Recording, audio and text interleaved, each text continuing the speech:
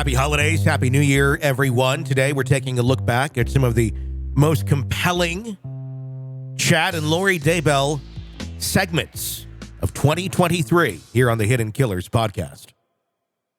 This is the Hidden Killers podcast with Tony Brueski. Featuring author, psychologist, and daily contributor, Siobhan Scott. Well, Chad Daybell has made up his mind. It is goodbye to Lori Vallow Daybell. Not so much a lot of love there anymore. At least that's what it appears on the surface. Flipping on her, saying that she's a ringleader of everything. I'm just the innocent husband who, when she said, go kill somebody, what am I supposed to do? I guess that's kind of the argument that's being made in an attempt to save his life.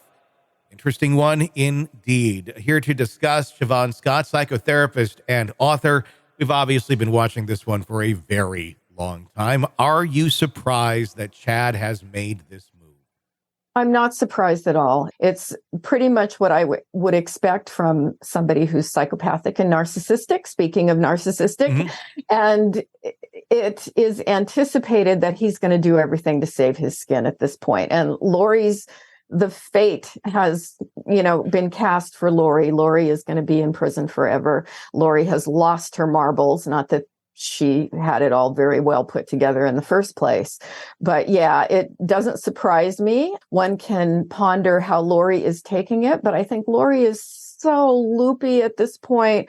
Who knows what she's perceiving and thinking. It's probably not a surprise to the lawyers involved. No, I wanted to get there with that. Since you just mentioned it, we can talk about it. The way that she's taking that news. Obviously, we all on the outside think of it one way, like, oh my gosh, she must be really upset and mad and shocked.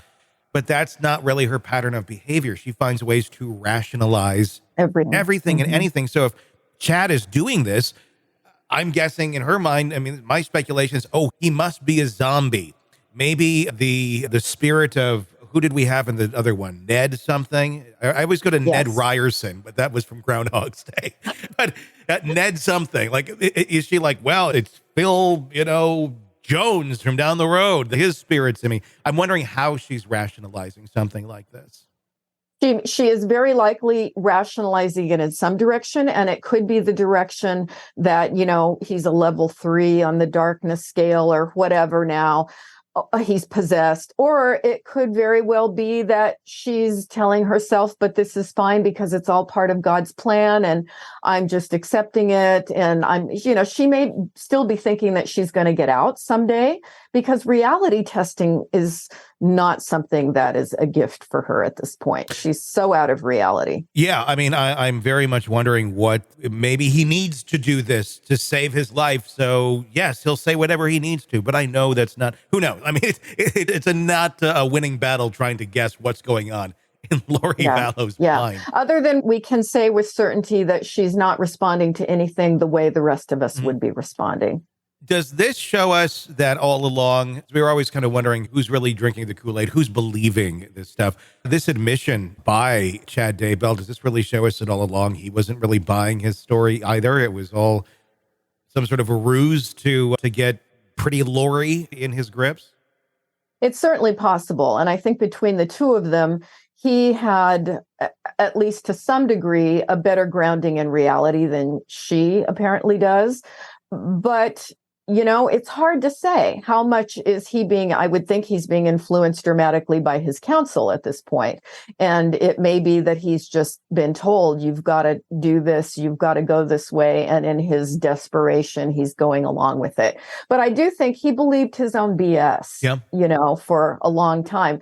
To actually commit murder of children and to set up the murder of, his ex-wife. This is just, well, I guess she was still his wife at that point. Yeah, it's really somebody who is perceiving the world very differently from the rest of us. And so to what degree is his thinking psychotic, part of an extreme personality disorder, which would also fit, and sometimes people can get a little psychotic with extreme personality disorders.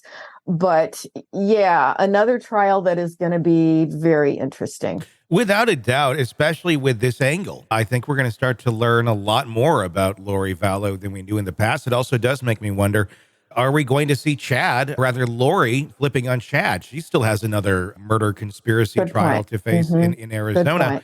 And the whole time in her previous, it was very much arguing to her own attorneys, don't throw Chad under the bus. She was very upset that they alluded to that in the closing arguments. I'm curious if she's going to go down that route, because at this point, there is no defense whatsoever for her. Yeah, very true. It involves so much strange psychology. You know, it's not just the straight out, we had a reason to kill people, and so we did it for financial gain or whatever. Financial gain was a part of it, but there were all these other layers to it. And has the passion died? Between the two of them. Well, we haven't seen any romantic text strings lately. I'd love to see a sequel to that. Was very enjoyable to read. When we're talking optics here, though, for a jury in Chad's case, coming out right now, I mean, this will be presented at trial and saying, look, I don't deserve the death penalty because Lori literally instructed me to do everything that I did. Isn't that right? They're pretty much saying I did it. And I mean, they walk right up to the line in the filing, not saying that Lori made him kill, but he did what she said, basically. There's nothing that he wouldn't do without her saying. I mean, that to me right now, or right there, is pretty much a closed and shut thing of, you just admitted that you did these things and Lori instructed you to. How do you go beyond that now in a defense in court?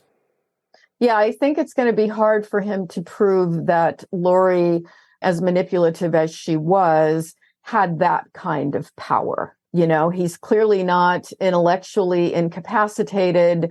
He's not floridly hallucinating. His intact reality allowed him to function adequately in the world. So it seems, again, sometimes you see these rather bizarre defenses go up, and I think that's because that's all they've got.